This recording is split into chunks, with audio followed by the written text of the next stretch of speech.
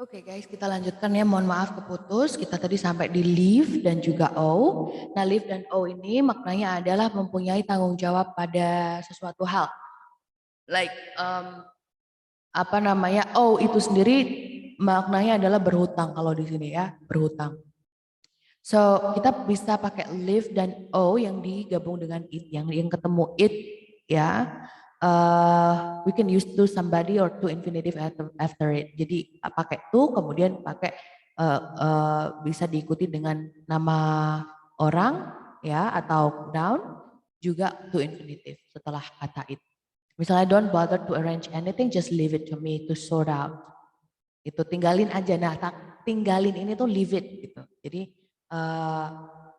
lagi-lagi it di sini adalah biar gampang aja, biar mudah aja gitu ngomongnya gitu. Ya, don't bother to arrange anything, just leave it to me gitu. Nah, terus she owed it. Nah, owed it ini tuh kayak nggak mengacu pada sesuatu atau seseorang gitu kan. Tapi she owed it itu orang juga udah tahu, she owed it to her parents. Dia berhutang pada orang tuanya to do well at college. Jadi dia harus bener kuliahnya kan gitu. Owed it di sini tuh kayak udah bisa dimaknai bahwa yang bayarin tuh parents-nya gitu. Nah, yang C itu mengenai kata-kata accept, regard, see, dan take juga view ya.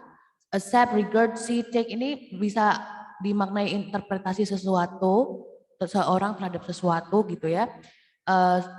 Jadi di sini bisa dimaknai menganggap gitu kan. Nah, kita lihat contohnya.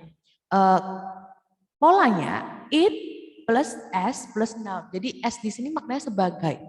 Misalnya gini, we see it is as an insult to have received no reply to our letter.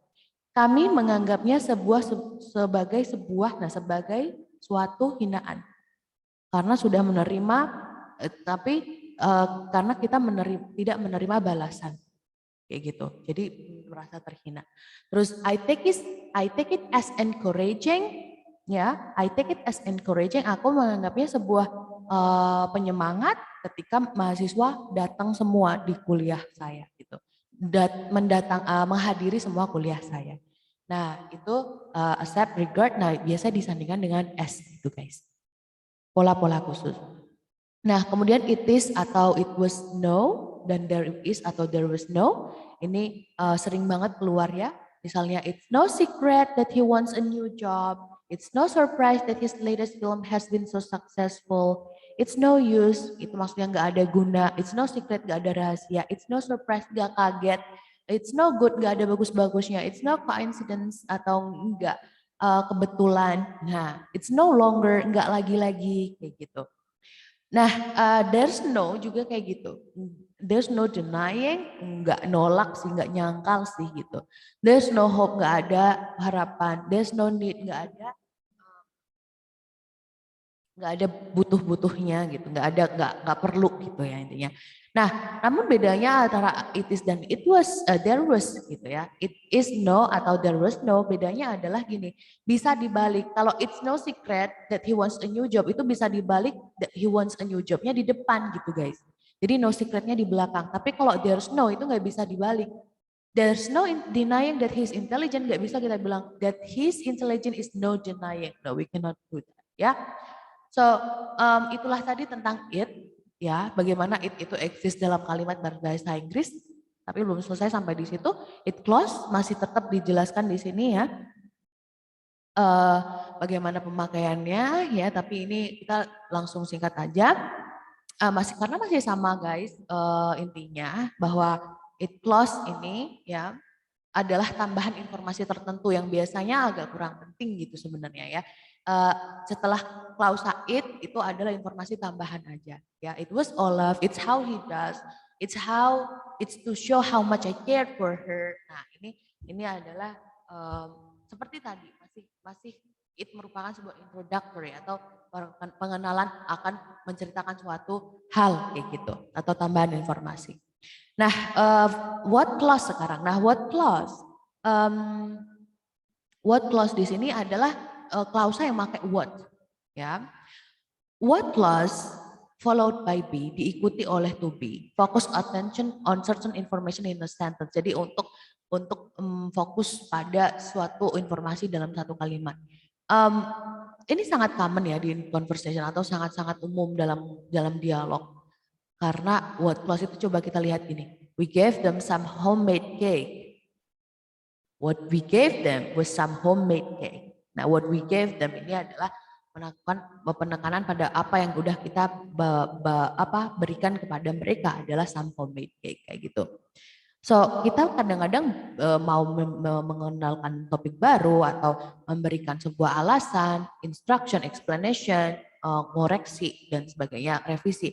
Informationnya ini fokus di yang di garis miring ini guys.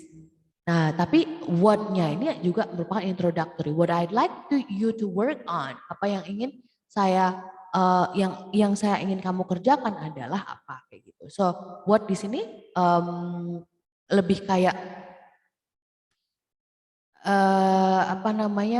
pengenalan suatu klausa gitu ya, suatu informasi. Jadi ini kayak apa ya, mukadimah, masih kayak mukadimah tapi pakainya what gitu loh.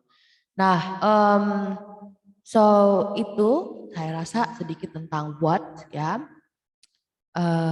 What clauses ya, juga WH clauses itu makanya kenapa kalau di WH clauses itu kan what nggak dibahas karena what merupakan ini masuk ke dalam kategori cleft sentence kayak gitu. Oke, kalian bisa cek lebih lanjut tentang cleft sentence ya di berbagai sumber di internet if you want. So ya. Yeah. Nah, kita jadi nggak usah pakai what WH question ya, jadi bisa pakai what aja. Nah, itu sebagai pengganti atau jadi yang sudah dibahas di part B tadi itu hanya khusus untuk what ya. Jadi tidak tentang how, when, where, who, why, meskipun itu juga bisa dipakai dalam suatu kalimat. So ini sebenarnya simple sih. Sering kita lihat ya WH clause ini. Nah, yang terakhir tentang inversion guys. Inversion itu hanya berlaku tentang pembalikan aja. Kita udah bahas atau singgung ini sebelumnya. Jadi inversion itu kalau di normalnya kita lihat kata kerja itu mengikuti subjek. Nah, tapi di dalam inversion ini itu berbeda. Jadi ada apa ya istilahnya? Pembalikan gitu, keterbalikan. Kayak in the doorway stood Alex. Kalau harusnya kan Alex stood in the doorway. Nah itu ada kayak gini di bahasa Inggris. I had rarely seen such a view menjadi rarely had I seen such a view. Kayak gitu. Nah ini adalah inversion guys. Lagi in conversation bisa here comes the bus. There you go. There goes the bus. Here comes apa. There goes apa. Nah seperti itu. And then now yang C adalah we can use clauses with inversion instead of certain kinds of if clause. Misalnya lagi if it would be a serious, ini harus di-compare ya. Yang pertama, it would be a serious setback if the talks were to fail. Versus it would be a serious setback where the talks to fail. Nah, jadi the sentences with inversion itu agak lebih formal guys daripada yang pakai if gitu loh. Nah, jadi if di sini hilang ketika sudah ada inversion gitu guys. Yang sebelah kiri itu kan pakai if ya. Yang sebelah kanan itu langsung were the talks to fail. Langsung should you need more information, langsung had and the ask. Jadi maknanya sebenarnya hampir sama dengan if ini. Sama bahkan ya dengan klausa if. Cuman di sini untuk lebih sound so formal. Nah, in negative form, nah kalau negative clause itu pakai inversion, kita nggak pakai contracted form. Jadi kita nggak bisa pakai hadn't, itu nggak bisa. Jadi had the plane not been diverted, bukan hadn't the plane, bukan begitu, tapi had the plane not been diverted. So di sini nggak pakai hadn't, nggak bisa di contracted atau nggak bisa disingkat menjadi hadn't, gitu ya, harus not. Sedangkan dalam formal, bahasa Inggris tulis secara formal kita pakai inversion setelah as dan then dalam comparison. Misalnya gini, paper was invented in China as was the process of printing. Kayak gitu, as was the process of print. Sebagaimana the process of percetakan, kayak gitu. Ya, itulah tadi tentang as dan then, di mana inversion juga ditemukan. Namun kita tidak melakukan inversion atau pembalikan subjek dan verb setelah as atau then when the subject is a pronoun. Kalau subjeknya pronoun, kita tidak melakukan inversion. We know now a lot more about the universe than we did 10 years ago. Than we did. Nah, kalau ada subjeknya yang berupa pronoun, kita tetap tempatkan pronoun dan kita tidak melakukan inversion, sorry guys.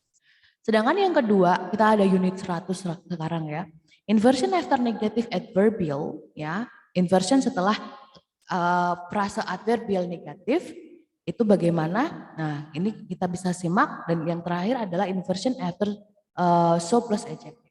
Yang pertama, ini tentang hubungannya sama adverb.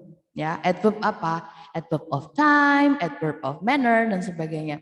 Informal dan literary language, dalam bahasa yang formal dan nyastra gitu ya, kesusastraan.